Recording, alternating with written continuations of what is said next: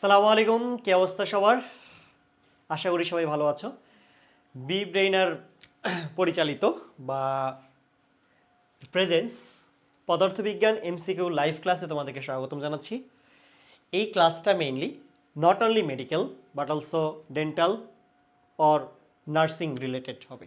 ওকে, so এইখানে আমরা বেশ কিছু জিনিসের ইজি শর্টকাট টেকনিক বা খুব ইজিলি কিভাবে, আমি বলবো না যে এইটা দিয়ে তোমার পুরো ফিজিক্স ক্লিয়ার হবে, বাট যতটুকু এমসিকিউ আছে ততটুকু যেন আর কোনো ধরনের প্রবলেম না হয় এতটুকু ইনশিওরিটি আমি দিব। ওকে, সো এখনই ওকে, যারা সালাম দিচ্ছ ওয়ালাইকুম আসসালাম। সো এখনই তোমরা হচ্ছে নিজের টাইমলাইনে শেয়ার করে দাও এবং নিজের ফ্রেন্ডদেরকে মেনশন করো যাতে করে তারাও ক্লাসটা করতে পারে।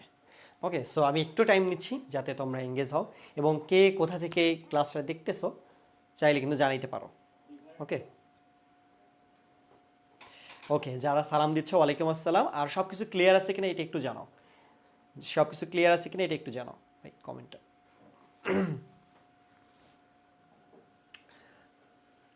ভাইয়া নার্সিংয়ের জন্য কি সবার? হ্যাঁ হ্যাঁ, নার্সিংয়ের জন্যই সবার, নার্সিংয়ের জন্য সবার। আর আরেকটা বিষয় হলো, যারা 5টা 30 থেকে 8টা পর্যন্ত ক্লাস করার পর আমি ক্লাসটা নিলাম, আমার ক্লাস করার পর যারা আবার আমার ক্লাস করতে আসছো তাদেরকে অসংখ্য ধন্যবাদ। ওকে, তাদেরকে ধন্যবাদ আবার আমার এই বক বক বক বক উল্টাপাল্টা শোনার জন্য। ঠিক আছে ভাইয়া, ডিপ্লোমারা থাকবো? হ্যাঁ হ্যাঁ, ডিপ্লোমারা থাকো, ডিপ্লোমারা থাকো, প্যারা নেই, ডিপ্লোমারা থাকো। যারা সালাম দিচ্ছ ওয়ালাইকুম আসসালাম, ওয়ালাইকুম আসসালাম। চাঁদপুর থেকে, ভোলা থেকে, বরিশাল থেকে, আচ্ছা গুড। দূর দূরান্ত থেকে অনেকেই জয়েন করছো, অনেকেই দূর দূরান্ত থেকে জয়েন করছো। হ্যাঁ, ফ্রেন্ডদেরকে মেনশন করে দাও। হুম,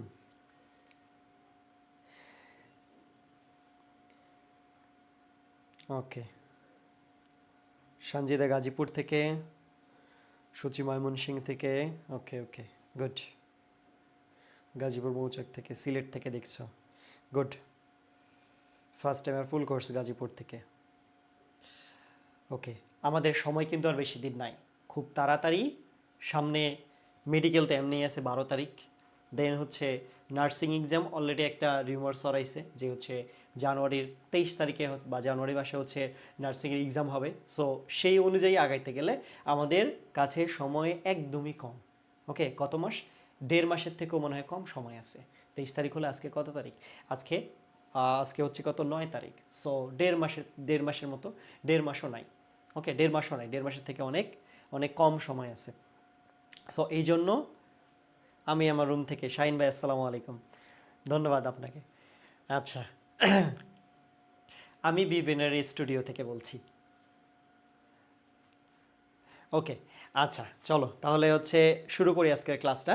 আচ্ছা, আজকে হচ্ছে আমরা ফিজিক্সের ইম্পর্টেন্ট যত এমসিকিউ, সবগুলো এমসিকিউ না, ইম্পর্টেন্ট যেগুলো যেগুলো থেকে আসার সম্ভাবনা অনেক বেশি, বা যেই এমসিকিউগুলোতে তোমাদের প্রবলেম হয় বেশিরভাগ ক্ষেত্রে কনফিউজিং এমসিকিউ, ওই ধরনের এমসিকিউগুলো নিয়ে আজকে আমরা আলোচনা করব। সো এই একটু আগে বলছিলাম যে আমাদের নার্সিং এক্সাম কিন্তু খুব সামনে, খুবই সন্নিকটে চলে আসছে। সো এর থেকে এর থেকে পরিত্রাণ পেতে গেলে তোমাকে বেশি বেশি করে প্র্যাকটিস করতে হবে। তুমি যত বেশি প্র্যাকটিস করবা তত বেশি তুমি হচ্ছে একাই থাকবা। শুধুমাত্র শুধুমাত্র তুমি পড়তেছো পড়তেছো পড়তেছো বাট কোনো ধরনের প্র্যাকটিস করতেছো না, তাহলে এইটা দিয়ে আলটিমেটলি তোমার যে প্রিপারেশন কতটুকু ঘাটতি আছে বা কতটুকু ফিল আপ করতে হবে সেটা তুমি আলটিমেটলি এক্সাম দেওয়া ছাড়া, বা practice practice means exam, exam দেওয়া ছাড়া আলটিমেটলি তুমি কোনো কিছু বুঝতে পারবে না। সো এই জন্য তোমাকে বেশি বেশি এক্সাম দিতে হবে, বেশি বেশি এক্সাম দিতে হবে, বেশি বেশি হচ্ছে প্র্যাকটিস করতে হবে। যত বেশি প্র্যাকটিস করবা তুমি তুমি নিজেকে জাজ করতে পারবা, তোমার প্রবলেম কোথায় কোথায় তুমি নিজে খুঁটিয়ে দেখতে পারবা যে এই টপিকে প্রবলেম, তাহলে এই টপিক আমাকে বেশি বেশি করে পড়তে হবে। সো কালকেই তোমরা অলরেডি জানো যে আমাদের এক্সাম ব্যাচ অলরেডি লঞ্চ হয়ে গেছে, এক্সাম ব্যাচ অলরেডি লঞ্চ হয়ে গেছে। সো সেই এক্সাম ব্যাচের লঞ্চিং ইভেন্ট কালকে, আগামীকালকে, এবং কালকেই সব কিছু বিস্তারিত A to Z সব কিছুই জানানো হবে। সো তোমরা যারা ভর্তি এখনো হও নাই, যারা ভর্তি হতে ইচ্ছুক তারা এক্সাম ব্যাচে ভর্তি হবা। ওকে, যদি প্রিপারেশন আগায় রাখতে চাও। আর কালকে অলরেডি, আজকে 9 তারিখ, আমার ক্লাস চলতেছে। ওকে, ফিজিক্স।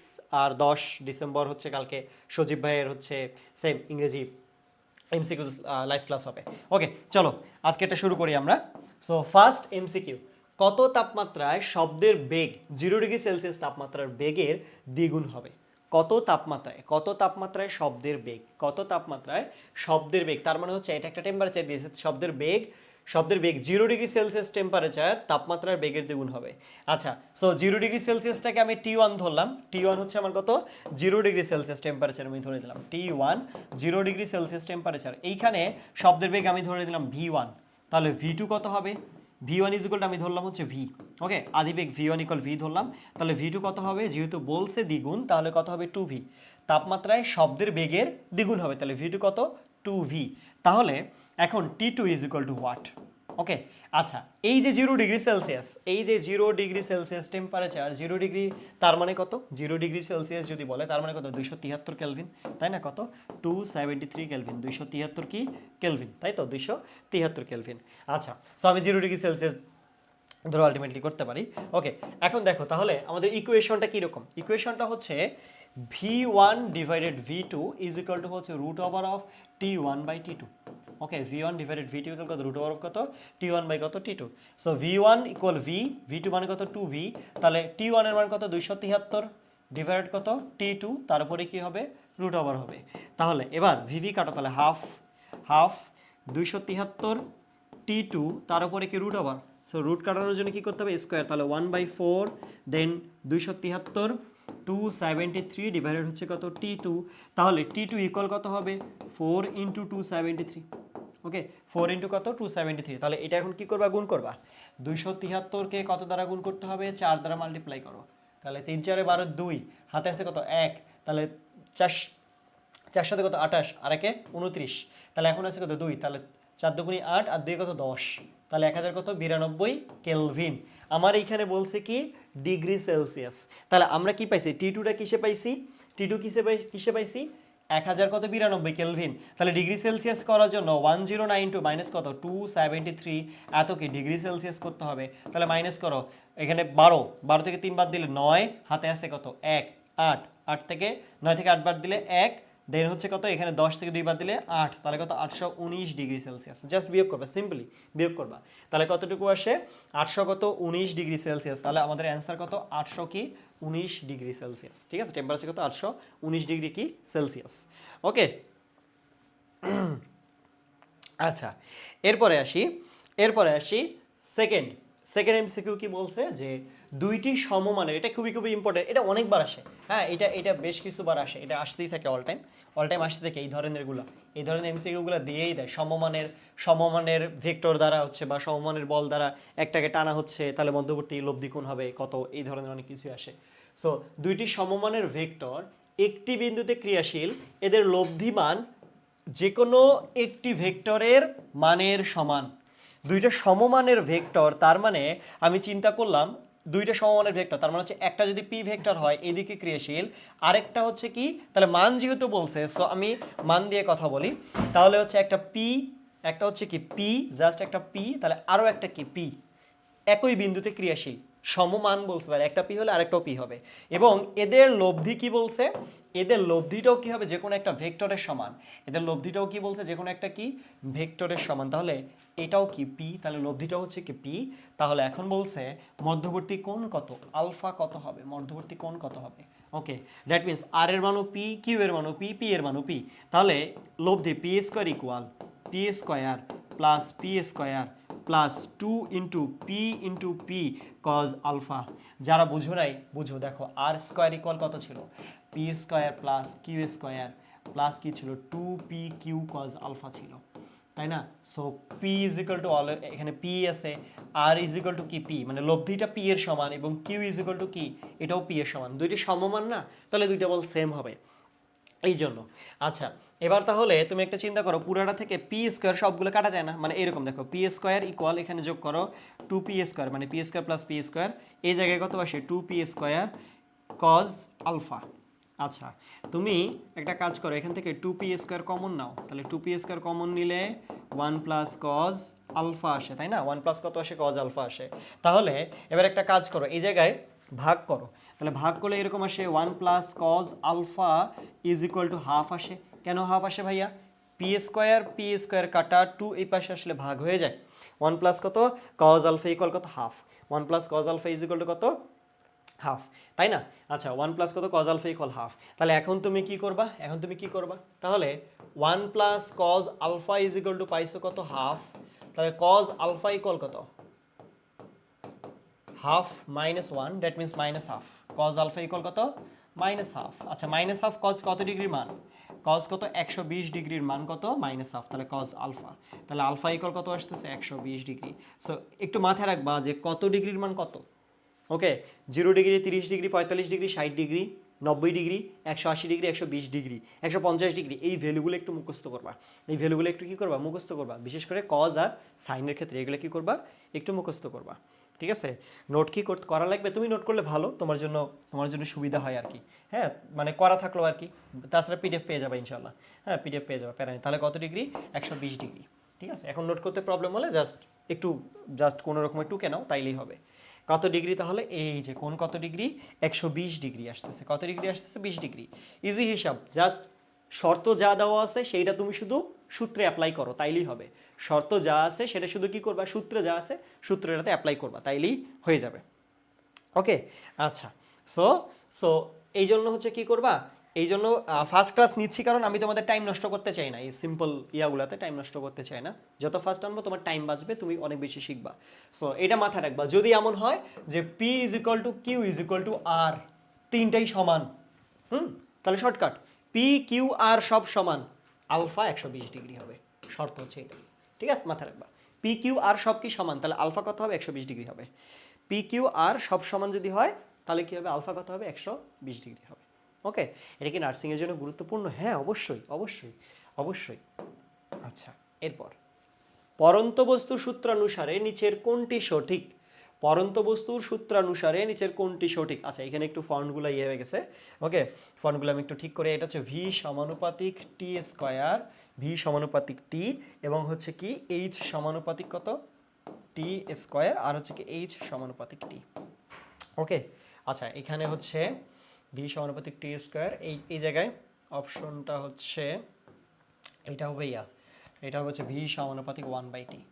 ঠিক আছে, অপশন আমি দিয়ে দিলাম ভি সমানুপাতিক 1/t। ভি সমানুপাতিক টি স্কোয়ার একটা বলছে, ভি সমানুপাতিক টি স্কোয়ার, ভি সমানুপাতিক 1/t, এইচ সমানুপাতিক টি স্কোয়ার এবং কত, এইচ সমানুপাতিক কত, টি। আচ্ছা, পরন্ত বস্তুর সূত্র ভাইয়া যে মনে নাই, কথা হচ্ছে তোমার মনে নাই, তুমি এখন মনে করবা কিভাবে, কথা বুঝো, তোমার মনে নাই, পরীক্ষার হলে গেছো, তিনটা সূত্র আছে না, তিনটা সূত্র তোমার কি নাই, মুখস্থ মনে নাই, তাহলে তুমি এখন কি করবা, তাহলে কি আমি কি অ্যান্সার করবো না, বলো, তাহলে কি অ্যান্সার করবো না? দেখো অ্যান্সার কিভাবে করতে পারি, ভি ইকুয়াল ইউ প্লাস এটি, আমরা এটা জানি। আর কি জানি, এটা জানি তো, ভি ইকুয়াল ইউ প্লাস এটি। সো আমি এরকম লিখি, পরন্ত বস্তু লিখি ইউ প্লাস জিটি।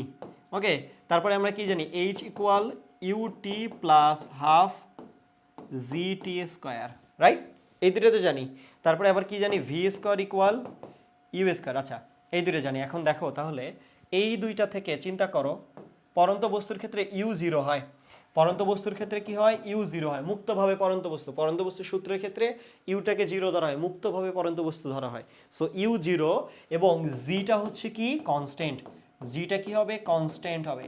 কনস্ট্যান্ট যদি হয় তাহলে বলো তো এটা ভি সমানুপাতিক টি দাঁড়ায় কিনা, ইউটা জিরো, জি কনস্ট্যান্ট, তাহলে ভি সমানুপাতিক টি।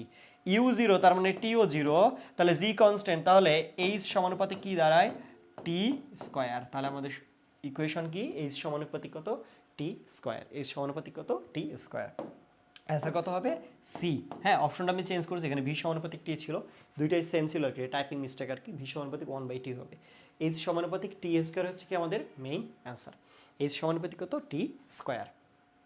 ওকে, আচ্ছা, এবার এবার দেখো এরপরে আসি, সর্বাপেক্ষা দুর্বল বল কোনটি, বলো তো। মৌলিক বল কয়টা ছিল, মৌলিক বল কয়টা ছিল, মৌলিক বল 4টা ছিল, তাই না? মৌলিক বল কয়টা ছিল বলো, মৌলিক বল কয়টা ছিল, মৌলিক বল 4টা, 4টা। কি কি বলো, কি কি, মহাকর্ষ বল, তাই না? তারপরে কি, তড়িৎ চুম্বকীয়, তাই তো, তড়িৎ কি, চুম্বকীয়। তারপরে কি, দুর্বল নিউক্লিয়, আরেকটা কি, সবল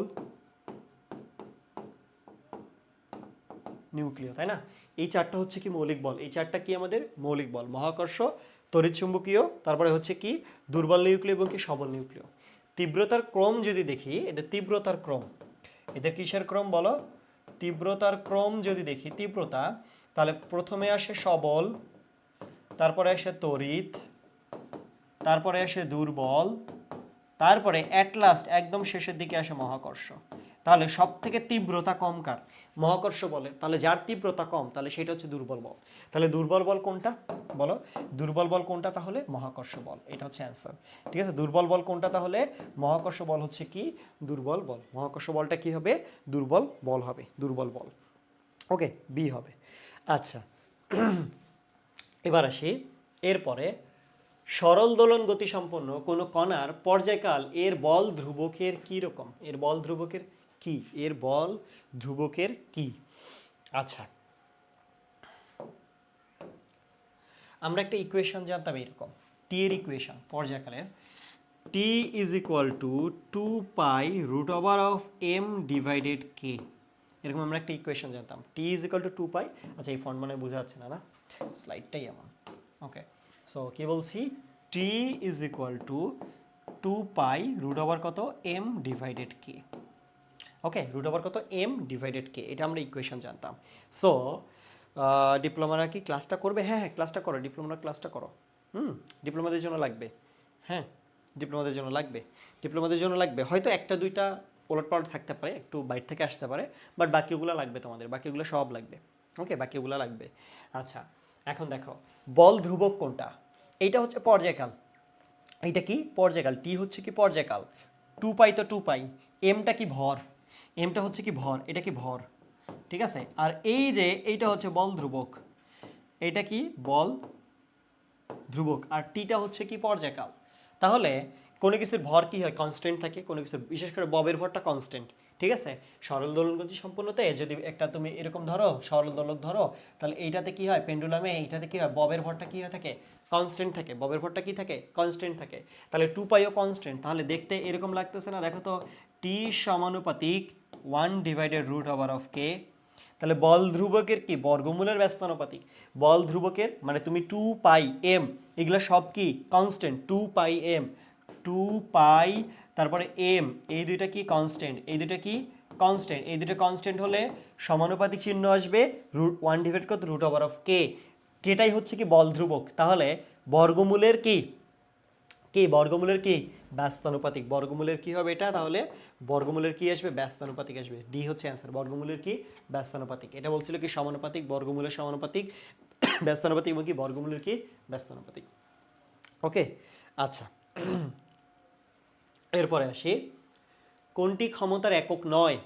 কোনটি ক্ষমতার একক নয়? ক্ষমতা কি জানো? ক্ষমতা, ক্ষমতা, ক্ষমতা হচ্ছে পি ইকুয়াল W/T।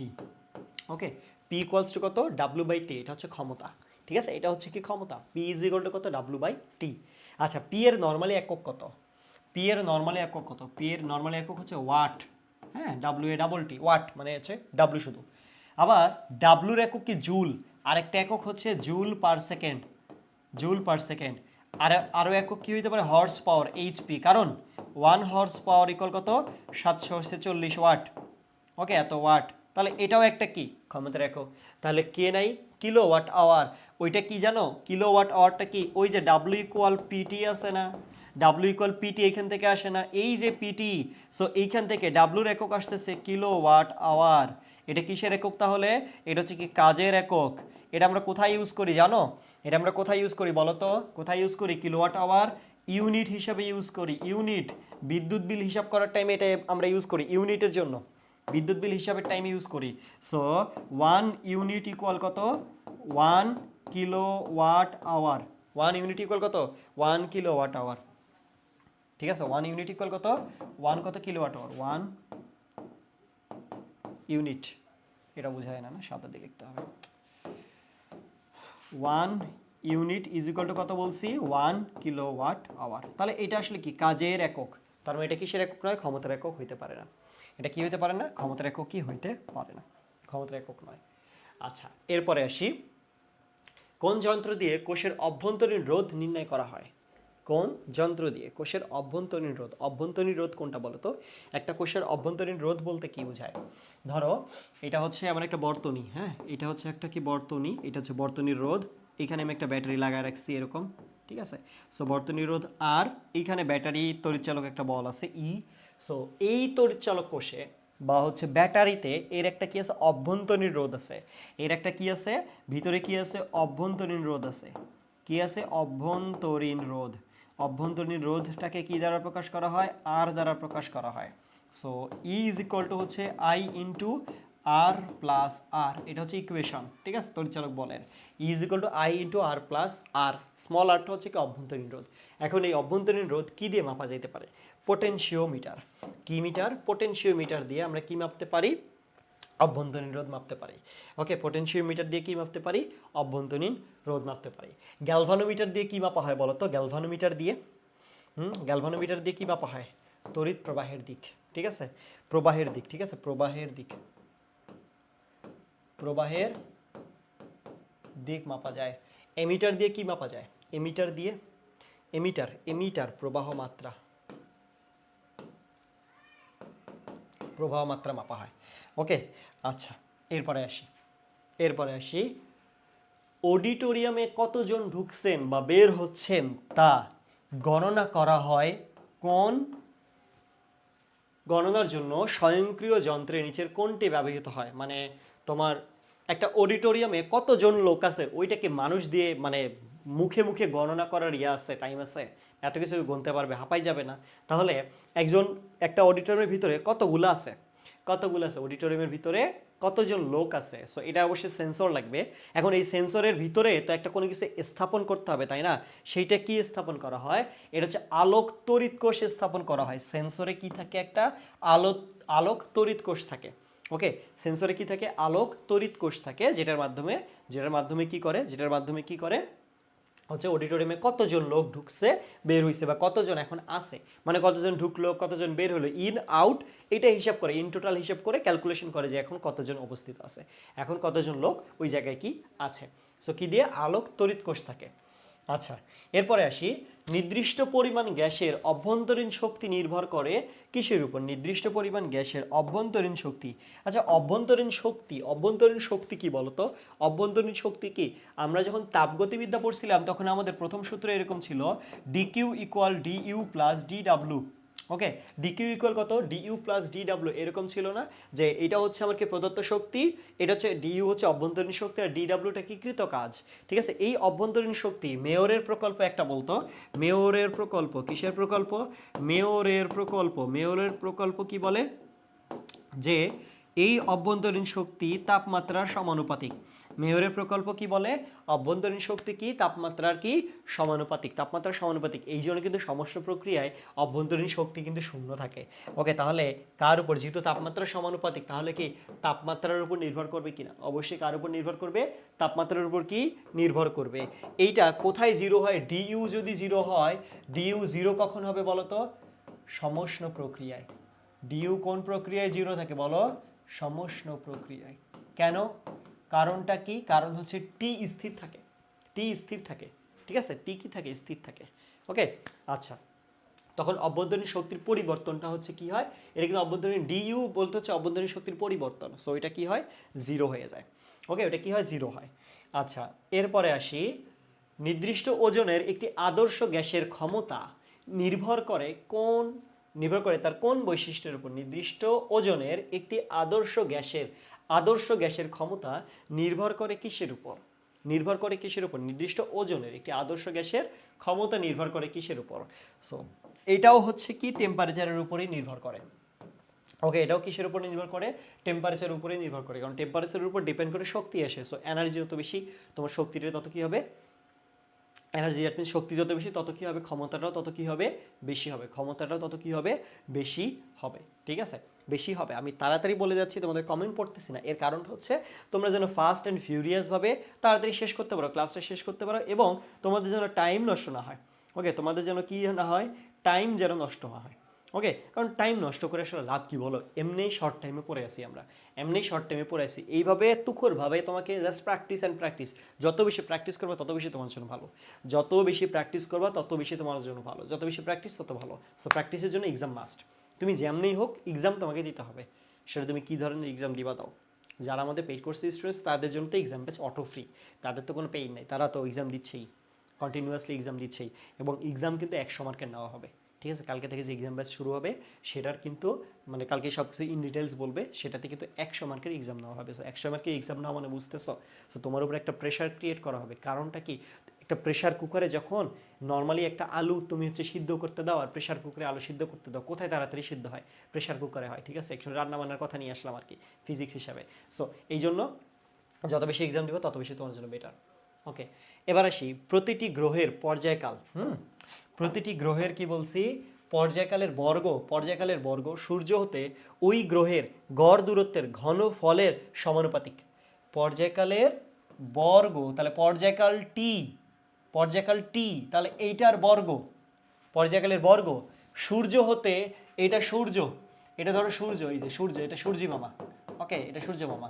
এই সূর্য থেকে একটা দূরত্ব, একটা গ্রহের দূরত্ব আমি ধরলাম এ অথবা আর, আমি ধরলাম আর, দূরত্ব ধরলাম আর, এইটার কি ঘনফল, ঘনফলের সমানুপাতিক, ঘনফল আর কিউব। তাহলে ঘনমূল কিন্তু না, ঘনফল, তার মানে হচ্ছে ঘন, কিউব, কিউব করা হয়েছে, ঘনফলের সমানুপাতিক, টি স্কয়ার সমানুপাতিক আর কিউব। কে বলছে এটা?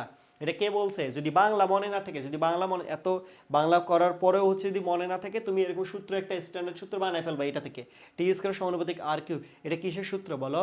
এরকম আমরা দেখছিলাম না যে টি1 square divided টি2 square equal আর1 cube divided আর2 cube. কিসের সূত্র এটা? এটা কি কেপলারের সূত্র না? দেখো তো কেপলারের গ্রহ সম্পর্কিত সূত্রটা কিনা বলো তো। কেপলারের কি গ্রহ সম্পর্কিত যে সূত্র, সেই সূত্রটা কিনা? কেপলারের সূত্র, কোপার্নিকাস না। ওকে,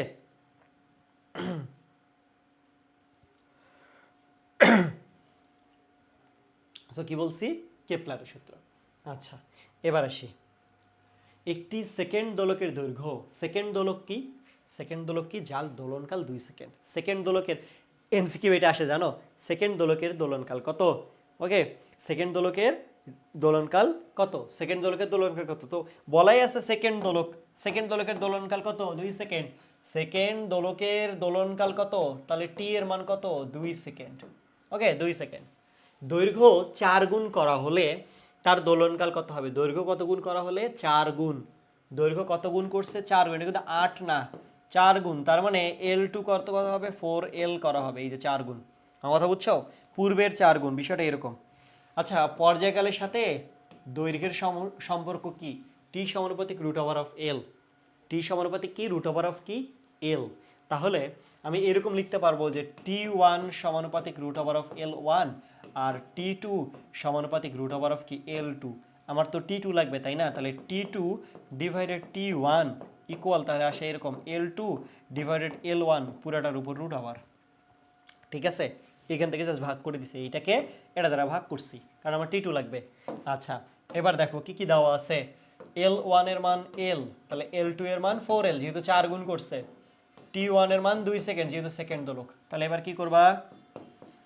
T2 ইজ ইকুয়াল টু, তাহলে L2 এর মান 4L, L1 এর মান L রুট ওভার T1। তাহলে এনে কত? রুট ওভার অফ 4, T1 এর মান 2, রুট ওভার অফ 4 মানে হচ্ছে 2, 2 ইন্টু 2, দ্যাট মিনস কত সেকেন্ড? 4 সেকেন্ড। কত সেকেন্ড বলো? T2 এর মান কত? 4 সেকেন্ড। ঠিক আছে, তাহলে কত কত দোলনকাল কত? 4 সেকেন্ড। ঠিক আছে, দৈর্ঘ্য বাড়লে, দৈর্ঘ্য যত বাড়বে দোলনকাল তত বৃদ্ধি পায়। ঠিক আছে, দোলনকাল বাড়া মানে কি জানো? সময় বাড়া, সময় আরও বেশি লাগতেছে, দৈর্ঘ্য বাড়তেছে। কোনো কিছুর একটা দৈর্ঘ্য যদি বাড়ে, কোনো কিছুর দৈর্ঘ্য যদি বাড়ে, ধরো যে একটা তুমি একটা ঘড়ির কাঁটার, এটা হচ্ছে ধরো একটা ঘড়ি, আমি চিন্তা করতেছি, এটা নর্মাল অ্যাজ ইউজুয়াল বলতেছি, এটা হচ্ছে একটা ঘড়ি, হ্যাঁ, এটা 12, এটা কত? 6, 3, 9, 1, 7, 2, 8, ওকে, 4, 11, 10, 5। সো অ্যাজ ইউজুয়াল এরকম, এটা হচ্ছে একটা ঘড়ি, চিন্তা করো। তো তুমি যদি কাটা বাড়াই দাও, মানে এটা তো এইটার ক্ষেত্রে, এটা তো একটা ঘড়ি। এখন তুমি সরল দোলক চিন্তা করো, একটা সরল দোলক এতটুকু, একটা সরল দোলক এতটুকু জাস্ট, তো এইটা অতিক্রম করে দৈর্ঘ্য অতিক্রম করতে সময় কি লাগবে? কম লাগবে না, কারণ দৈর্ঘ্য কম। এখন একটা সরল দোলক কীরকম? এইরকম। তো এরা যখন এই দিকে যাবে তখন কি হবে? সময় কি লাগবে? অনেক বেশি লাগবে না? সময় কি লাগবে? অনেক বেশি লাগবে। সো তুমি দৈর্ঘ্য বাড়াইলা, দৈর্ঘ্য যদি ইয়া করো, দৈর্ঘ্য যদি বাড়াও, তাহলে দোলনকাল কি হবে? বেশি হবে, মানে সময় বেশি লাগতেছে। ওকে, এদিকে যাইতে আসতে সময় বেশি লাগতেছে। ওকে, এবার আসি শব্দের সর্বোচ্চ কত তীব্রতা মানুষের কর্ণ বা কান সহ্য করতে পারে। তার মানে হচ্ছে এইটা বুঝাইছে যে ম্যাক্সিমাম কত ডেসিবেল পর্যন্ত আমরা শুনতে পারি। তীব্রতার একক কি ডেসিবেল, দেখছো চলে আসছে আরেকটা এমসিকিউ। তীব্রতার একক কি বলো? তীব্রতার একক কি ডেসিবেল? তীব্রতার এককটা কি? তীব্রতার একক কি? তীব্রতার একক কি? ডেসিবেল। Decibel, DB. তীব্রতার একক কি? ডেসিবেল বা হচ্ছে কি ডিবি। ঠিক আছে, তীব্রতার একক কি? ডেসিবেল বা কি ডিবি। ওকে, সো এটা অ্যান্সার দাও তো কত হবে ভাইয়া? 2 সেকেন্ড হলো কিভাবে? ওকে ভাইয়া দেখো 2 সেকেন্ড হলো কিভাবে, দেখো ভাইয়া দেখো, সেকেন্ড দোলক কি বলছিল ভাইয়া? সেকেন্ড দোলক, সেকেন্ড দোলকের দোলনকাল 2 সেকেন্ড। সেকেন্ড দোলক, সেকেন্ড দোলক বললে সেকেন্ড দোলকের কি হবে? দোলনকাল হচ্ছে কি 2 সেকেন্ড হবে। এই জন্য T1 এর মান 2, তারপর হচ্ছে এইটা 4 সেকেন্ড। ঠিক আছে, ওকে। আচ্ছা,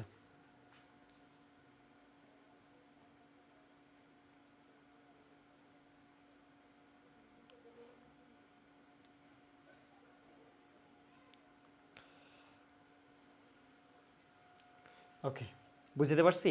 আচ্ছা, এবার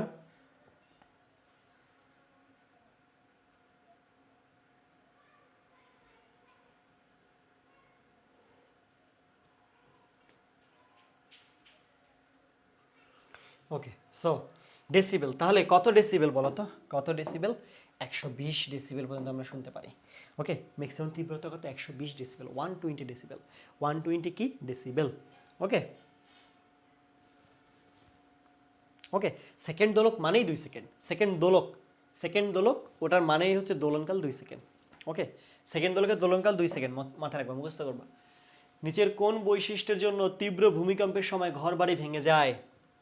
হ্যাঁ, কোন বৈশিষ্ট্যের জন্য তীব্র ভূমিকম্প, মানে তীব্র ভূমিকম্পের জন্য কি হয়? ঘর ভেঙে যায়। মানে ইদানিং প্রচুর ভূমিকম্পের চলতেছে, রিউমার চলতেছে, প্রচুর ভূমিকম্প হচ্ছে। ওকে, সো কোন বৈশিষ্ট্যের জন্য? স্বরকল্প, মুক্ত কম্পন, পরবশ কম্পন। অ্যান্সার হলো পরবশ কম্পন। পরবশ কম্পনটা কি জানো? জানো পরবশ কম্পন হচ্ছে তোমার প্রত্যেকটার একটা লিমিটেশন থাকে একটা কম্পাঙ্কের। তুমি ধরো একটা ব্রিজ চিন্তা করো, একটা ব্রিজের কথা চিন্তা করো, ব্রিজের কথা চিন্তা করো। সো ওই ব্রিজের তো একটা নির্দিষ্ট লিমিটেশন থাকে, একটা কম্পাঙ্কের, একটা তরঙ্গের কম্পাঙ্কের একটা লিমিটেশন থাকে যে কত হার্জ। এখন যদি এমন হয় যে কোনো গাড়ি চলতেছে, অনেকগুলো গাড়ি চলতেছে, চলতে চলতে ওই কম্পাঙ্কের ইকুয়াল বা বেশি যদি হয়, তখন তখন কি করে? কম্পাঙ্কটাকে ডাবল করে ফেলে কম্পাঙ্ক। তখন ওইখানে কি হয়? পরবশ কম্পাঙ্কের সৃষ্টি হয়। তখন অনেক বেশি হচ্ছে কি হয়? ঝাঁকুনি পায়। ওকে, তখন ঘরবাড়িটা কি হয়? ভেঙে যায়। সো কোনটার জন্য? পরবশ কম্পনের জন্য। কিসের জন্য? পরবশ কম্পন। কিসের জন্য? পরবশ কম্পনের জন্য। এরপরে আসি, পদার্থের ভৌত ধর্ম সম্পর্কে নিচের কোনটি সঠিক নয়? কোনটি সঠিক নয়? হ্যাঁ, অনেকে আবার এই নয় কথাটা দেখে না, দেখতে হবে যে নয় বলছে নাকি কোনটা সঠিক বলছে, এইটা দেখতে হবে। কোনটা সঠিক নয় বলছে, তার মানে কোনটা ভুল, এটা তোমাকে বের করতে হবে, আইডেন্টিফাই করতে হবে কি কোনটা ভুল, এটা তোমাকে কি করতে হবে? আইডেন্টিফাই করতে হবে। সো গ্যাসের আন্তঃআণবিক আকর্ষণ সর্বোচ্চ, স্থানান্তর গতি সর্বনিম্ন। আচ্ছা, এরপরে কি বলছে? কঠিন পদার্থ চাপে সংকুচিত হয় না। সংকুচিত হয় না, এটা তো সত্য কথা। কঠিন পদার্থকে চাপ দিলে সংকুচিত হয়। দেখো তো, নর্মালি যদি চাপ দিই এটাকে, এই যে কলমটাকে চাপ দিলে সংকুচিত হচ্ছে না। আমি যদি বেশি প্রেসার দিই তখন এটা ভেঙে যাবে। সংকোচনের পরিবর্তে কী হবে? ভেঙে যাবে। আচ্ছা, তার মানে বি নম্বর সঠিক। এটা বলছে সঠিক নয়, তার মানে বি নম্বর কিন্তু আমার অ্যান্সার না। এরপরে, তরল পদার্থের ঘনত্ব কঠিন থেকে কম। অবভিয়াসলি ঘনত্ব কঠিন থেকে কম। তরল পদার্থের ঘনত্ব কি? কঠিন থেকে কি? কম। কঠিন থেকে কম, এটাও সত্য। গ্যাসীয় পদার্থ পাত্রকে পূর্ণ করে থাকে। হ্যাঁ, গ্যাসীয় পদার্থের আয়তন হচ্ছে কি? যত জায়গা পুরাটা দখল করে রাখে। আয়তন হচ্ছে কি? যত জায়গা পুরাটা কি করে রাখবে? দখল করে রাখবে। সো গ্যাসীয় পদার্থ পাত্রকে কি করে রাখে? পূর্ণ করে থাকে। তার মানে বি সি ডি তিনটাই আমার রাইট। তাহলে রং কি? তাহলে ভুল কোনটা? ভুল হচ্ছে এইটা। এটা হচ্ছে ভুল। সেটা কি? গ্যাসের আন্তঃআণবিক আকর্ষণ সর্বোচ্চ ও স্থানান্তর গতি সর্বনিম্ন। ওকে, এই জিনিসটা কি? ভুল। তাহলে অ্যান্সার কি হবে? এ হবে হচ্ছে অ্যান্সার। ঠিক আছে, এরকম পরে পরে অ্যান্সার দিতে হবে। আন্দাজি যখন বলবে সঠিক বা সঠিক নয়, ডিরেক্টলি কখনো এরকম একটা ডিসিশনে যাওয়া যাবে না। হুট করে যখন একটা দাগায় দেওয়া যাবে না, একটু পড়বা, পড়লে দেখবা যে তোমার মাথা খুলতেছে, ব্রেনটা একদম টুক করে খুলে যাবে। ওকে, টুক করে খুলে যাবে। আচ্ছা, এরপরে আসি যে কি বলছে? 12 কুলম চার্জকে, কত কুলম? 12 কুলম চার্জকে এক স্থান হতে অন্য স্থানে আনতে কত কাজ করতে হবে যদি বিভব পার্থক্য 500 ভোল্ট হয়? তাহলে এইটা কি দেখো তো, কিউ এর মান না আর এইটা কি ভোল্টেজ না? তাহলে ভাইয়া সূত্র জানি কি W is equal to V Q, জানি কি না? তাহলে ডাব্লিউতে বের করতে বলছে কত পরিমাণ কাজ, সো ইজি। ভি কত 500 আর কিউ কত 12, তাহলে গুণ করো 5 12 60, তাহলে আরও একটা শূন্য মানে আরও দুইটা শূন্য, জুল। অ্যান্সার একটা আছে, সবগুলো কিসে আছে? আর্গে আছে। তাহলে কত 6000 জুল। তাহলে 6000-এর সাথে আমি যদি 10⁷ দেই গুণ করি তাহলে আর্গে চলে আসবে। 6000-এর সাথে কত করি যদি 10⁷ দিই তাহলে কত চলে আসবে? আর্গে চলে আসবে। কারণ 1 জুল ইজ ইকুয়াল টু হচ্ছে 10⁷ আর্গ, ERG। 1 জুল ইকুয়াল কত? 10⁷ আর্গ। তাহলে 6000-কে আমি 6 × 10⁻³ লিখতে পারি, আর এটা হচ্ছে 10⁷। তাহলে 10⁻³ আর 10⁷, তাহলে 6 × 10⁻³ কত? 10 আর্গ। ঠিক আছে, তাহলে অ্যান্সার কত আমার বলো? তাহলে আমার অ্যান্সার কত? এই ম্যাথগুলো পারতে হবে, এই ম্যাথগুলো খুবই খুবই ইজি, এগুলো কিন্তু আসবে। অ্যান্সার কত? 6 × 10⁻10। তাহলে বি হচ্ছে আমাদের কি অ্যান্সার? 6 × কত? 10⁻ কত? 10। এটা হচ্ছে কি আমাদের অ্যান্সার? 6 × কত? 10⁻10। ওকে, 6 × 10⁻10 কি? আর্গ। ঠিক আছে, আচ্ছা এরপরেরটাতে আসি। এরপরে কি বলছে? এরপরে কি বলছে? দশা পার্থক্য ও পথ পার্থক্যের মধ্যে সম্পর্ক কোনটি? দশা পার্থক্য এবং পথ পার্থক্য। দশা পার্থক্য equal twice pi by lambda into পথ পার্থক্য। দশা পার্থক্য ইকুয়াল কত? দশা পার্থক্য ইকুয়াল কি বলছি? Twice pi by lambda, 2 pi by lambda into কি পথ। দশা ইকুয়াল এইটাই, মনে রাখবা। আমি যখন ছিলাম, স্টুডেন্ট ছিলাম, তখন এরকম আমার তো পুরোটা মনে থাকতো না। আমি কি করতাম? দশা equal 2 pi by lambda into পথ। ঠিক আছে, পার্থক্য দেখো লাগবে না। দশা ইকুয়াল কত? 2 পাই বাই ল্যামডা ইন্টু কত? পথ। ঠিক আছে, তাইলে হয়। তাহলে দশা পার্থক্য ইকুয়াল কত? 2 পাই বাই ল্যামডা ইন্টু কি বলছি? পথ পার্থক্য। 2 পাই বাই ল্যামডা ইন্টু কত? পথ পার্থক্য। ওকে, আচ্ছা এরপরে আসি। এরপরে কি বলছে? এরপরে কি বলছে যে এক আলোকবর্ষ সমান কত মিটার? এটা এটা অনেক বেশি ইম্পর্টেন্ট, এই এমসিকিউগুলো আসে। হ্যাঁ, কত মিটার, কত মিটার, কত মিটার, কত মাইল, কত সেন্টিমিটার, এগুলো বারবার ঘুরে ফিরে আসে। ঠিক আছে, এগুলো এমসিকিউ হিসেবে আসে। এক আলোকবর্ষ সমান কত মিটার? এক আলোকবর্ষ সমান কি? কত মিটার? একদম মুখস্থ রাখতে হবে। 9.46 × 10⁻15 মিটার। এটা মুখস্থ রাখতে হবে, কোনো কথা নাই। অথবা 9.46 × 10⁻, এটাকে 1000 দ্বারা ভাগ করলে 12 আসে, এত কিলোমিটার। ওকে, 9.46 × কত? 10⁻12, বা হচ্ছে কত মানে কিলোমিটার, বা হচ্ছে 10⁻15 কি? মিটার। এগুলো মাথায় রাখতে হবে। যা আছে এইভাবে একদম মুখস্থ, এগুলো মুখস্থ, এই ডাটাটা মুখস্থ। 9.46 × কত? 10⁻15 মিটার। 10⁻15 মিটার, বা হচ্ছে 10⁻12 কি? কিলোমিটার। ওকে, আচ্ছা এরপরে ত্রৈধবিন্দুতে পানির বাষ্পচাপ পারদ স্তম্ভের কত উচ্চতার সমান? এগুলো মুখস্থ করতে হবে। হ্যাঁ, এই ডাটাটাও কি মুখস্থ। ত্রৈধবিন্দুতে আমরা জানি তো ত্রৈধবিন্দু টেম্পারেচার কত? 273 কত? আচ্ছা, ত্রৈধবিন্দু একটা টেম্পারেচার। ত্রৈধবিন্দুটা কি বলো তো? ত্রৈধবিন্দুটা কি বলো তো? ত্রৈধবিন্দু কি বলো? ত্রৈধবিন্দু হচ্ছে কি? যে টেম্পারেচারে হচ্ছে কি, যে একই মানে যে টেম্পারেচারে একই কন্ডিশনে থাকে, কোনো পদার্থ হচ্ছে কি একই কন্ডিশনে থাকে। সো পানি ত্রৈধবিন্দু হচ্ছে কি যে টেম্পারেচারে পানি পানি কি করবে? যে টেম্পারেচারে পানি হচ্ছে কি একই মানে যে টেম্পারেচারে তিনটা কন্ডিশনে থাকবে, কঠিন তরল বায়বীয় একসাথে থাকবে, কঠিন তরল এবং কি বায়বীয় তিনটা কন্ডিশনই থাকবে, সেটাকে আমি কি বলতেছি? পানির ত্রৈধবিন্দু। তাহলে ত্রৈধবিন্দুতে পানির বাষ্প চাপ পারদ স্তম্ভের কত উচ্চতায়? 4.580 ন্যানোমিটার। কত উচ্চতায়? 4.580 কি ন্যানোমিটার? 4.580 ন্যানোমিটার উচ্চতায়। বলছে 4.58। এই জিরো টিরো এত পড়তে হবে না, একই জিনিসই তো।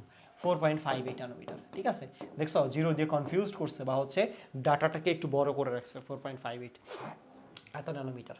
ঠিক আছে, যারা সি দিচ্ছ ভুল। হ্যাঁ, সি না, ওটা টেম্পারেচার। কোনটি অন্তরক পদার্থ? অন্তরক কি বলতো? অন্তরক কি? অন্তরক কি? অপরিবাহী, যেটা অপরিবাহী।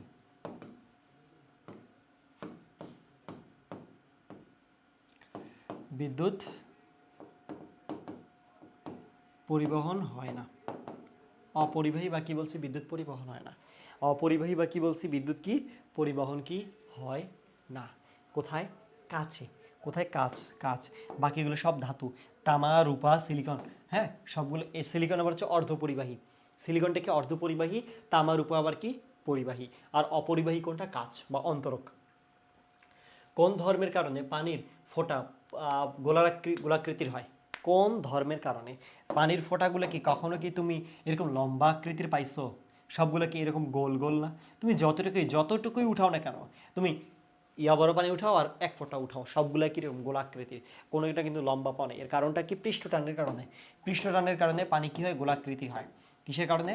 পৃষ্ঠটানের কারণে। কিসের কারণে? পৃষ্ঠটানের কারণে পানি কি হয়? গোলাকৃতির হয়, গোলাকৃতির হয়। ওকে, আচ্ছা, এরপরে আসি, কোনটি তড়িৎ চৌম্বকীয় তরঙ্গ নয়? কোনটি তড়িৎ চৌম্বকীয় তরঙ্গ নয়? রেডিও ওয়েভ মানে হচ্ছে, রেডিও ওয়েভ মানে কি জানো? বেতার তরঙ্গ। রেডিও ওয়েভ নামেই আছে, ওকে, নামের মধ্যেই আছে ওয়েভ, তরঙ্গ, এক্স রে, গামা রে, ঠিক আছে? এগুলো সব কি? এই তিনটাই হচ্ছে কি আমাদের, তিনটাই কি বলো? তরঙ্গ। এই তিনটাই কি? তরঙ্গ। তাহলে তরঙ্গ নয় কোনটা? আল্ট্রাসাউন্ড। আল্ট্রাসাউন্ড হচ্ছে কি? তরঙ্গ নয়। ওকে, তড়িৎ চৌম্বকীয় তরঙ্গ নয়, তড়িৎ চৌম্বকীয় তরঙ্গ নয়, সেটা হচ্ছে কি? আল্ট্রাসাউন্ড। ঠিক আছে, আমাদের হচ্ছে দুইটা তরঙ্গ, দুই প্রকার, একটা হচ্ছে যান্ত্রিক আর একটা হচ্ছে আলোক তরঙ্গ। ঠিক আছে, আলোক তরঙ্গের আন্ডারে পড়তেছে এই তড়িৎ চুম্বকীয় তরঙ্গ। ওকে, আচ্ছা, তাহলে কি হবে? আল্ট্রাসাউন্ড। আচ্ছা, এরপরে আসি, সূর্য কোন প্রক্রিয়া হতে শক্তি পায়? শক্তি পায় কোন প্রক্রিয়া হতে? ফিশন নাকি ফিউশন? ফিশন নাকি ফিউশন? একটা ফিশন বা হচ্ছে ফিশান ওটা আর কি, আর একটা হচ্ছে কি ফিউশন। কোন প্রক্রিয়ায়? কোন প্রক্রিয়ায় পায়? সেটা হচ্ছে কি? ফিউশন প্রক্রিয়ায়।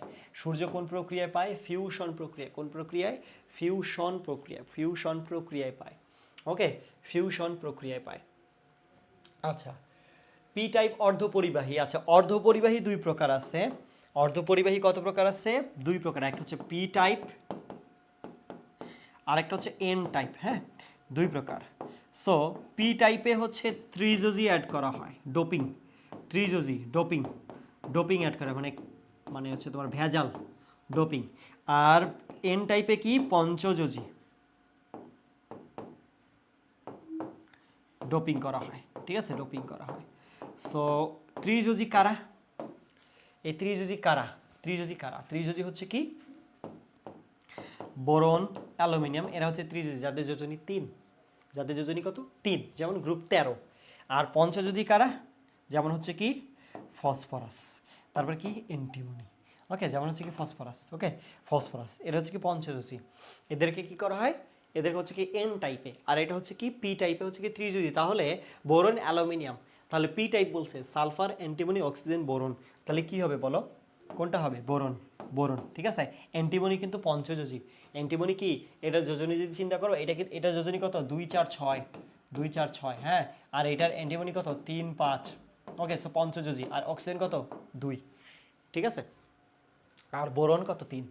বোরনের যোজনী কত? 3। ওকে, আচ্ছা, তাহলে অ্যান্সার কোনটা আমাদের? অ্যান্সার হচ্ছে কি? বোরন। অ্যান্সার কি? বোরন। ওকে, আশা করি বুঝাতে পারছি। আচ্ছা, গুড, এই তো তোমরা পারতেছো। এরপরে আসি, ভূপৃষ্ঠে মুক্তিবেগ কত? এটা আসে অনেক বেশি। শুধুমাত্র ভূপৃষ্ঠেরটা না, অন্যান্য গ্রহেরগুলোও আসে। অন্যান্য গ্রহেরগুলোও আসে, উপগ্রহেরগুলোও আসে। হ্যাঁ, অন্যান্য গ্রহ উপগ্রহ সবগুলোর ক্ষেত্রেও আসে, যে চাঁদে কত, অন্যান্য ইয়াতে কত, এগুলোও আসে। সো ভূপৃষ্ঠে মুক্তিবেগ কত? 11.6 kilometre per second, 5.6, 1 kilometre per second, 11.2। কোনটা হবে? 11.2 কিলোমিটার পার সেকেন্ড ভূপৃষ্ঠের মুক্তিবেগ। ভূপৃষ্ঠের বা হচ্ছে পৃথিবীর মুক্তিবেগ। ভূপৃষ্ঠের বা কি? পৃথিবীর। ভূপৃষ্ঠ বলতে তো পৃথিবী বোঝায়। সো পৃথিবী, এটা কি? পৃথিবীর মুক্তিবেগ, পৃথিবী। সো পৃথিবীর মুক্তিবেগ কত? 11.2 কিলোমিটার পার সেকেন্ড। কত? 11.2। আমার সাথে সাথে একদম মুখস্থ করে ফেলো। কত? 11.2 কিলোমিটার পার সেকেন্ড। একদম সালাম দিছো, ওয়ালাইকুম আসসালাম। 11.2 কিলোমিটার পার সেকেন্ড। এরপরে হচ্ছে, মহাকাশে তারকার বিস্ফোরণকে কি বলে? মডিনোভা বা মেডিনোভা, রাষ্ট্রনোভা, সুপারনোভা নাকি ব্ল্যাকোনোভা? মহাকাশে কি হয়? অনেকগুলো তারকার কিন্তু বিকর্ষণ হয়, মানে বিস্ফোরণ হয়, সরি বিকর্ষণ বলতেছি, বিস্ফোরণ হয় মানে ব্লাস্ট হয়, ব্লাস্ট, বোম ব্লাস্টের মতো ব্লাস্ট হয়। সো এদেরকে কি বলে? এদেরকে কি বলে? সুপারনোভা বলে। এদেরকে কি বলে? সুপারনোভা বলে। ঠিক আছে, তারকার যে বিস্ফোরণকে কি বলা হয়? সুপারনোভা বলা হয়। বিস্ফোরণকে কি বলা হয়? সুপারনোভা বলা হয়। কি বলা হয়? সুপারনোভা বলা হয়। এরপরে, কাচ ও বিশুদ্ধ পারদের ক্ষেত্রে স্পর্শ কোণের মান কত?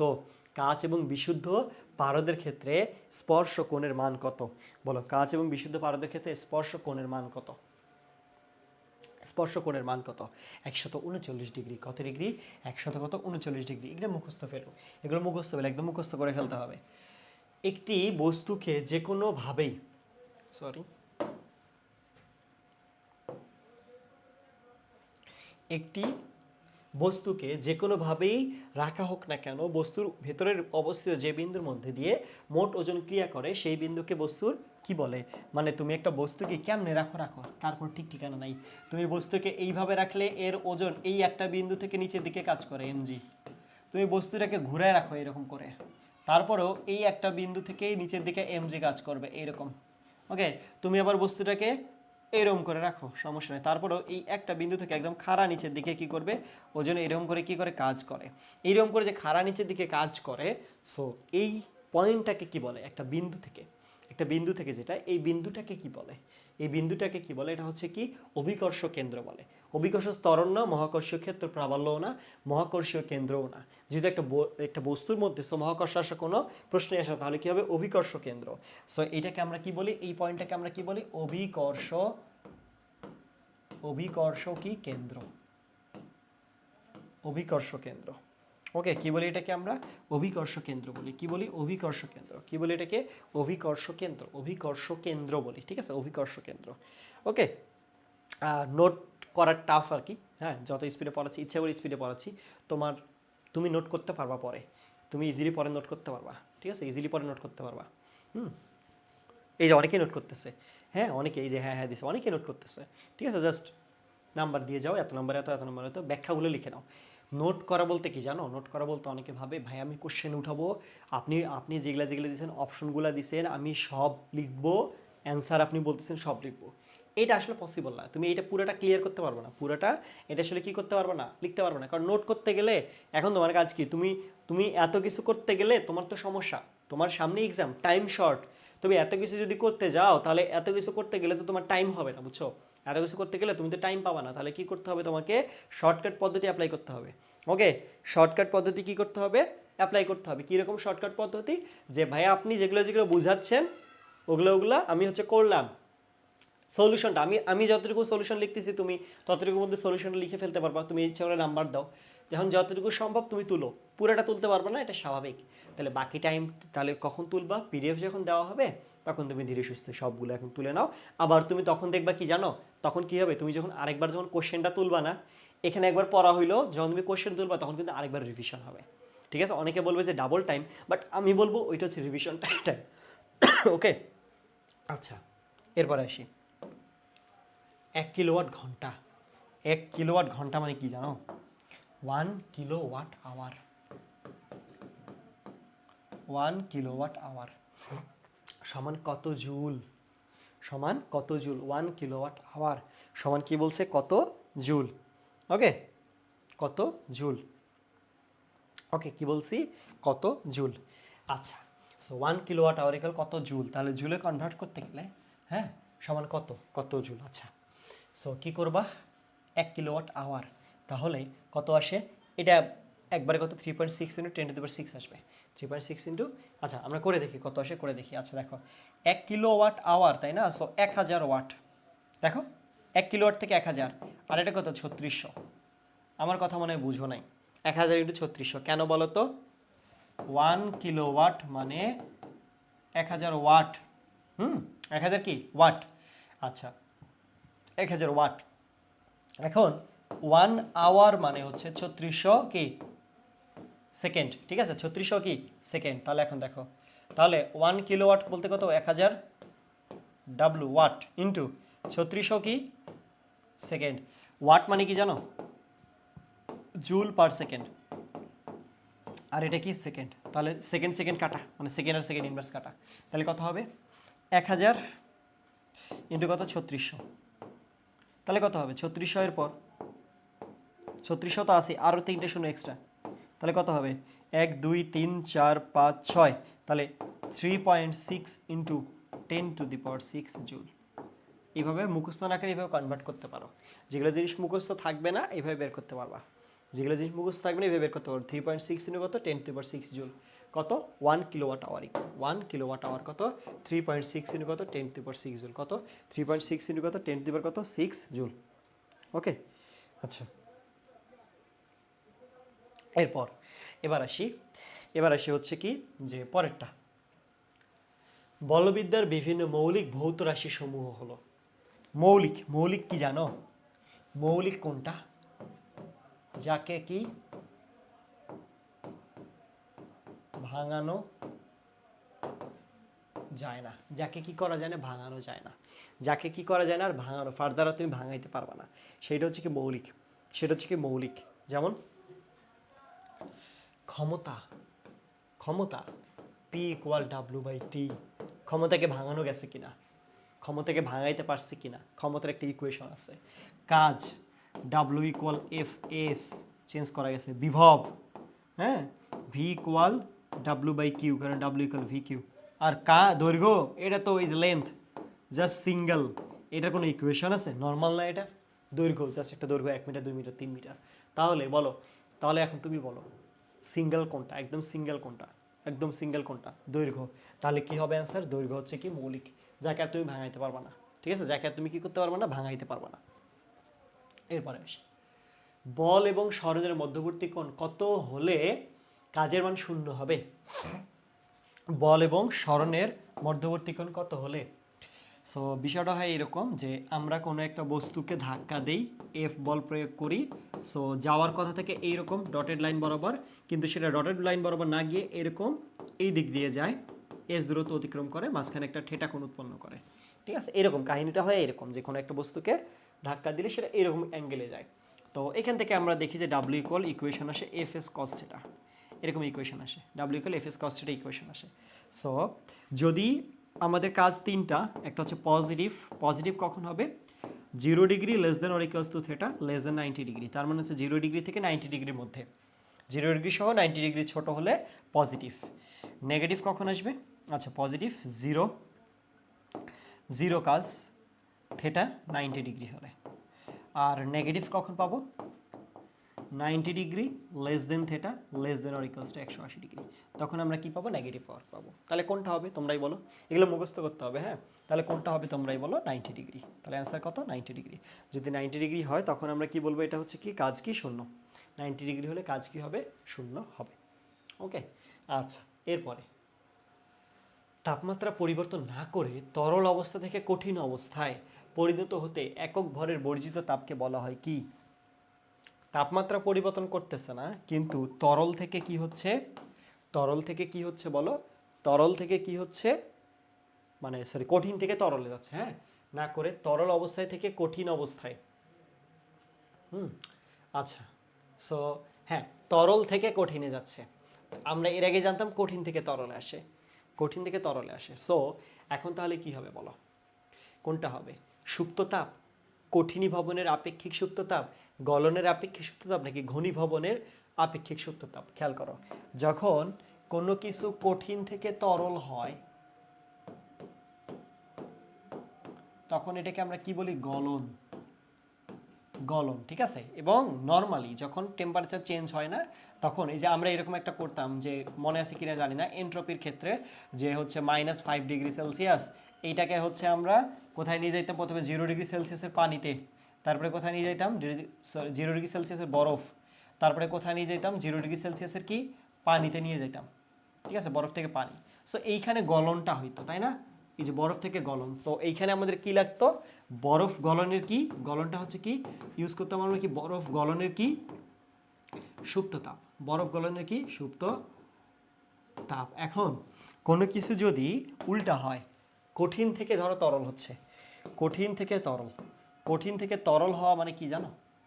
কঠিন থেকে তরল হওয়া মানে এটাকে ঘনীভবন বলে। কি বলে? ঘনীভবন বলে। তাহলে কঠিন থেকে তরল যদি হয় তাহলে সেটাকে আমি কি বলবো? ঘনীভবনের সুপ্ততাপ, আপেক্ষিক সুপ্ততাপ, গলনের আপেক্ষিক সুপ্ততাপ। তাহলে কি বলবো? ঘনীভবনের আপেক্ষিক সুপ্ততাপ বলবো। তাহলে এটাকে আমি কি বলবো? ঘনীভবনের হচ্ছে কি? আপেক্ষিক। ঘনীভবনের কি? আপেক্ষিক সুপ্ততাপ। কি বলবো এটাকে? ঘনীভবনের কি বলবো? আপেক্ষিক কি বলবো? সুপ্ততাপ বলবো। ওকে, এটাকে আমরা কি বলবো বলো? ঘনীভবনের কি বলবো? আপেক্ষিক সুপ্ততাপ। ঘনীভবনের সুপ্ততাপ বা হচ্ছে আপেক্ষিক সুপ্ততাপ বলবো। ঠিক আছে, আচ্ছা এরপরে আসি, এরপরে আসি এইটা, ভ্রু স্থির উপগ্রহের পর্যায়কাল কত? আচ্ছা, ভ্রু স্থির উপগ্রহ কি জানো? এটা হচ্ছে পৃথিবী, এটা হচ্ছে পৃথিবী, হ্যাঁ, এটা হচ্ছে পৃথিবী, পৃথিবীর এটা হচ্ছে পৃষ্ঠ, আর উপরে একটা ধরো উপগ্রহ আছে, এটা হচ্ছে উপগ্রহ, আর এটা হচ্ছে কি? পৃথিবী। বলতো ভ্রু স্থির মানে কি জানো? ভ্রূমির থেকে ভ্রূমির সাপেক্ষে স্থির। ভ্রূমির সাপেক্ষে কি? ভ্রূমির সাপেক্ষে কি? স্থির। আচ্ছা, কোনো একটা কিছুকে ভ্রূমির সাপেক্ষে কখন স্থির মনে হবে? যখন ভূমি যে গতিতে ঘুরতেছে, তার মানে পৃথিবী যে গতিতে ঘুরতেছে, যে গতিতে ঘুরতেছে বা যে পর্যায়কালে ঘুরতেছে, উপরেরটা ঠিক একই পর্যায়কালে ঘুরবে, তখনই তো স্থির মনে হবে, তাই না? মানে আপেক্ষিক বেগ টাইপের।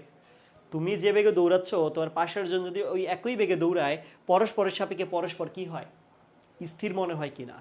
আসলে কিন্তু স্থির না, বাট আপেক্ষিকভাবে কি মনে হয়? স্থির মনে হয়।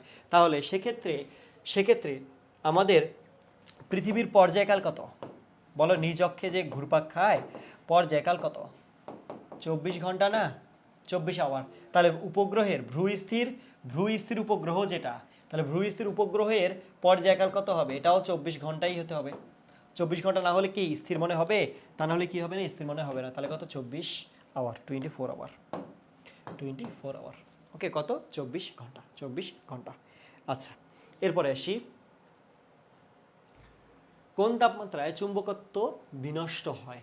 যে তাপমাত্রায় কোনো চুম্বকের বা কোনো চুম্বক পদার্থের চুম্বকত্ব নষ্ট হয় তাকে কুড়ি তাপমাত্রা বলে। কি বলছি? আবার বলি, যে তাপমাত্রায় কোনো চুম্বকের বা কোনো চুম্বক পদার্থের কি হয়? চুম্বকত্ব ধর্ম নষ্ট হয়। চুম্বকত্ব ধর্ম কি হয়? কি ব্যাপার, একবারে চলে আসলো কেমনে? চুম্বকত্ব ধর্ম নষ্ট হয়, সেটাকে আমরা কি বলি? কুড়ি তাপমাত্রা বলি। কি বলি? কুড়ি তাপমাত্রা বলি। ওকে, কি বলি এটাকে? কুড়ি তাপমাত্রা। এই যে কুড়ি টেম্পারেচার, ঠিক আছে, কুড়ি তাপমাত্রা বলা হয়। আচ্ছা, শিট শিট শিট শিট, ভূতে লিখতেছে। ওকে, আচ্ছা, এরপরে আসি, সমউষ্ণ প্রক্রিয়ায় কোনটি স্থির থাকে? ভাই, সমউষ্ণ মানে কি জানো? সমউষ্ণ। সমউষ্ণ বলতে কি? সম উষ্ণ। তার মানে কি? তাপমাত্রা কি থাকে? তাপমাত্রা কি? সমান। সমান তার মানে কি জানো? DT zero. তার মানে কি? তাপমাত্রার পরিবর্তন কি বলো? তাপমাত্রার পরিবর্তন কি বলো? তাপমাত্রার পরিবর্তন কি? শূন্য। তার মানে কি জানো? ডি ইউটাও কি? জিরো। তাহলে কোনটা স্থির থাকে? তাপমাত্রা স্থির থাকে। কোনটা স্থির থাকে? তাপমাত্রা কি থাকে? স্থির থাকে। তাহলে তাপ কোথায় স্থির থাকে? কোন প্রক্রিয়ায়? রুদ্ধতাপীয়তে কি থাকে? তাপ স্থির থাকে। চাপ সমচাপে। আয়তন সম আয়তনে। ঠিক আছে, আয়তন কোথায় থাকে? সম আয়তনে কি থাকে? স্থির থাকে। ওকে, আচ্ছা, তাহলে কোনটা হবে? তাপমাত্রা। এগুলো কিন্তু ইম্পর্টেন্ট, এগুলো আসে। নিচের কোনটি লব্ধ রাশি? লব্ধ বলতে কি জানো? ওই সেম বিষয়, ভাঙানো যায়। কি করবো? ইকুয়েশন দেখবো। আচ্ছা, nu equal C by lambda না? বলো তো, নিউ ইকুয়াল কি সি বাই ল্যামডা না? আবার nu is equal to E is equal to যদি এইচ নিউ হয়, তাহলে ই ডিভাইডেড এইচ কি না? বলো, তাহলে এটা কি লব্ধ রাশি, মানে তোমার মৌলিক রাশি হইল? এটা কি বারবার ব্রেক ডাউন করা যাচ্ছে, বারবার ব্রেক করা যাচ্ছে, ভাঙা যাচ্ছে। তো যদি ভাঙতে পারি, তাহলে এটা একটা কি হবে? আমার লব্ধ রাশি হবে। এটা একটা কি হবে? লব্ধ রাশি। এবার তাপমাত্রা, ভর, সময়, এগুলো কিন্তু কোনোটার উপর না, নির্ভরশীল না। হ্যাঁ, তুমি বলতে পারো ভাইয়া যে তাপমাত্রার তো ইকুয়েশন আছে, আছে না? আছে, হ্যাঁ। কেলভিন, ডিগ্রি সেলসিয়াস, ফারেনহাইট, এগুলো কনভার্সন ইকুয়েশন। কনভার্সন ইকুয়েশন আর নর্মাল ইকুয়েশনের মধ্যে পার্থক্য আছে। কনভার্সন ইকুয়েশনে কারো উপর নির্ভরশীল না, দুইটাই একই জিনিস, সবগুলো একই জিনিস। কনভার্সন ইকুয়েশনগুলোতে সবগুলো একই জিনিস, বাট ওইটাতে একটা যদি ল্যামডা চেঞ্জ করি, তাহলে কম্পাঙ্ক চেঞ্জ হবে। ঠিক আছে, তাহলে কী হবে? কম্পাঙ্ক। এরপরে ওকে, শেষ। এরপরে শেষ। এরপরে শেষ। এরপরে শেষ। এরপরে শেষ। ইচ্ছা করে টান দিছি যাতে কি করা যায়, তোমাদেরকে ভালোভাবে কি, হ্যাঁ, বাকি তিনটা মৌলিক রাশি। গুড। তাহলে বাকি তিনটা কি রাশি? এগুলা এগুলা সব কি তাহলে মৌলিক? এগুলা কি সব কি মৌলিক? সবগুলো কি তাহলে মৌলিক? হ্যাঁ, এই তো মৌলিক রাশিগুলো আমি তাহলে চিনলাম। মৌলিক রাশিগুলো আমরা কি চিনলাম। তার মানে কি, এই লব্ধ মৌলিক প্রচুর পরিমাণে আসে। So thank you, best of luck. জানি না তুমি কোন এক্সামের জন্য প্রিপারেশন নিচ্ছ, যে হ্যাঁ, ক্লাস শেষ যাই হোক, আলটিমেটলি একটাই কথা বলবো ভাইয়া, ভালো করে প্রিপারেশন নাও। যদি আদৌ যদি হচ্ছে তুমি যুদ্ধে নামতে চাও, তাহলে যুদ্ধে নামার মতো নামো। লোক দেখানো যুদ্ধে নেমে আসলে পরে বলবো আমি ট্রাই করছি কিন্তু হয় নাই, এইটা করে আলটিমেটলি তুমি নিজেই কষ্ট পাবা। সো এই ধরনের লোক দেখানো করে কোনো কোনো ইয়া নাই, ঠিক আছে? লোক দেখানো ইয়া করে কোনোই, ঠিক আছে, কোনো দরকার নাই। সো আলটিমেটলি ভালো করে প্র্যাকটিস করতে চাইলে, ভালো করে মানে এক্সাম দিতে চাইলে, যুদ্ধ করতে চাইলে ভালো করে পড়াশোনা করো। সো পড়াশোনা করতে গেলে যেহেতু শেষ মুহূর্তে সময় আসছে, একটাই জিনিস, সেটা হচ্ছে তোমাকে বেশি বেশি প্র্যাকটিস করতে হবে। বেশি বেশি প্র্যাকটিস করা মানে তোমাকে এক্সাম দিতে হবে। ওকে, সো লাস্ট আরেকবার বলতেছি, সেটা হচ্ছে কালকেই এক্সাম বেসের অ্যানাউন্সমেন্ট হয়ে যাবে, মানে লঞ্চিং লাইভ হবে। সো যারা যারা এখনও ভর্তি হও নাই বা ভর্তি হতে ইচ্ছুক, তারা তারা হচ্ছে পেজে নক দিবা, পেজে নক দিয়ে হচ্ছে ভর্তি হয়ে নিবা, ঠিক আছে? তাহলে ওইখানে ডেইলি তুমি 100টা করে এমসিকিউ এর এক্সাম দিতে পারবা, যেটা অবশ্যই তোমার জন্য বেনিফিটেড। ওকে, সো হ্যাঁ, আসলে তাড়াতাড়ি শেষ করার একটাই কারণ, সেটা হচ্ছে এই স্টুডেন্টগুলা আমি যেগুলার একটু আগে পড়ালাম, সেই 5:30 থেকে আমার সাথে ক্লাস করে যাচ্ছে, সেই 5:30 থেকে আমার সাথে 2.5 ঘন্টার একটা ক্লাসে ছিল, 8টা পর্যন্ত ছিল। সবগুলোর অবস্থা খারাপ। আবার সেই পোলাপানগুলাই আবার আসছে ক্লাস করার জন্য। সো একটা জিনিস যেটা আমি খুব ইজিলি টানতে পারবো, শেষ করতে পারবো, সেটা নিয়ে আমি বেশি আসলে গেজাইতে পছন্দ করি না। ওকে, সেগুলো নিয়ে আসলে টাইম নষ্ট করা বৃথা। এই জন্য জাস্ট এখন তুমি কি করবে, এগুলো সব ভাইয়া পিডিএফ কোথায় পাবো? পিডিএফ হচ্ছে ওই যে ভিডিও লিঙ্কে পেয়ে যাবে, ইয়াতে ইউটিউবে যখন আপলোড হবে তখন হচ্ছে ওইখানে পেয়ে যাবে। এখনও তো পিডিএফটা এখন যাচ্ছে না। ওকে, ঠিক আছে। সো ঠিক আছে, আল্লাহ হাফেজ। ভাইয়ের জন্য দোয়া করিও, সবার জন্য শুভকামনা। ওকে, সবার জন্য দোয়া থাকবে। সো আজকে এই পর্যন্তই। আর কালকে কিন্তু এটার উপর এক্সাম হবে। হ্যাঁ, কালকে কিন্তু কী হবে, এটার উপর কিন্তু এক্সাম হবে। যেটা তুমি পড়লা সেটা কিন্তু কালকে কিন্তু এটার উপর কী হবে, এক্সাম হবে, ঠিক আছে? ফিজিক্সের উপর এক্সাম হবে। এবং কালকে কী আছে, ইংলিশ ক্লাস আছে। সো এখানে একটা ঘোষণা আছে। ঘোষণাটা কি? মেডিকেল ডেন্টাল শিক্ষার্থী, এটা তোমাদের জন্য ইম্পর্টেন্ট। সো এবং এইটা হচ্ছে তোমাদের আগামী 14 ডিসেম্বর হবে নার্সিং অনুরূপ একটা এক্সাম হবে। সো এটাতে অ্যাটেন্ড করবা, ঠিক আছে? সো ওইটাতে যদি একটু এক্সামে টপ 10 ভাবে বীরবাড়ি নার্সিং প্রশ্ন ব্যাংক এবং ওএমআর বুক, এখানে যা যা অ্যানাউন্সমেন্ট করা আছে সব ঘোষণা ওইভাবেই থাকবে। ওকে, সো ঠিক আছে। কারো কোনো কোশ্চেন আছে কিনা? ভাইয়া এক্সামগুলো দিতে পারি না কেন? কোন এক্সাম ভাইয়া? কোনো এক্সাম দিতে না পারলে, কোনো ধরনের কনফিউশন থাকলে ভাইয়াদেরকে জিজ্ঞাসা করবা, টেলিগ্রামে বা হচ্ছে পেজে নক দিবা, ভাইয়ারা সব কিছু সলভ করে দিবে, ঠিক আছে? কোনো ধরনের কনফিউশন থাকলে ভাইয়াদেরকে বলবা, ভাইয়ারা সব কিছু হচ্ছে সলভ করে দিবে। ওকে ওকে, আজ ক্লাস ছিল কোনো পেইড কোর্সের? হ্যাঁ হ্যাঁ, ক্লাস ছিল, সেকেন্ড টাইমার কোর্সের ক্লাস ছিল আজকে। আজকে সেকেন্ড টাইমারের ক্লাস ছিল। ওকে, ঠিক আছে। সো এ পর্যন্তই, ঠিক আছে? ভাইয়ার জন্য দোয়া করিও, সবার জন্য শুভকামনা, সবার জন্য দোয়া থাকবে। ওকে, ঠিক আছে, আল্লাহ হাফেজ, আসসালামু আলাইকুম।